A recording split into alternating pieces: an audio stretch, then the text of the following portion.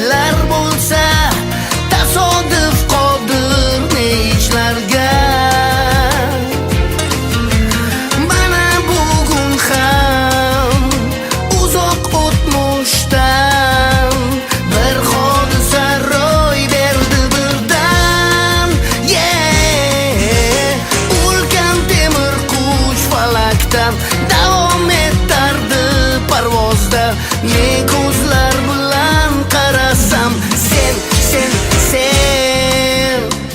axir sen o'sha mening uyqusiz tunlarim, axir sen o'sha yozu kuz qish bahorim, axir sen o'sha avval qanotlantirib erkagim esan.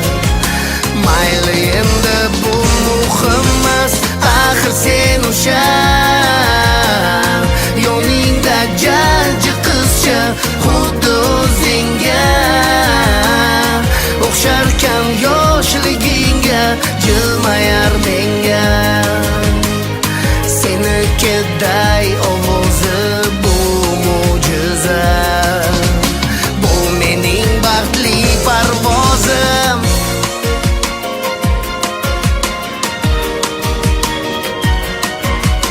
To'lib toshgan hayajoning qalbaki kulib yashirding, zo'rg'a ushlab qolding ko'z yoshing.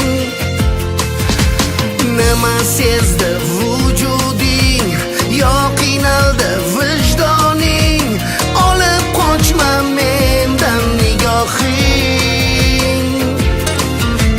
Nega shu bugun kim bilardi ayt, aynan bizga bog'liq vaziyat.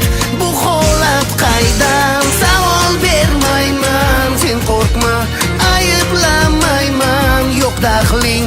Shunchaki bir yurak bo'lgan edi chilparchan, axir sen o'sha mening uyqusiz tunlarim, axir sen o'sha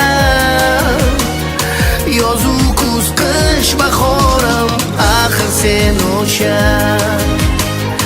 avval qanotlantirib erkagim esan. Mayli endi bu muhim emas, axir sen o'sha yoningda jajji qizcha, xuddi o'zingga o'xsharkan yoshligingga, jilmayar menga senikiday ovozi bu mo'jiza, bu mening baxtli parvozim.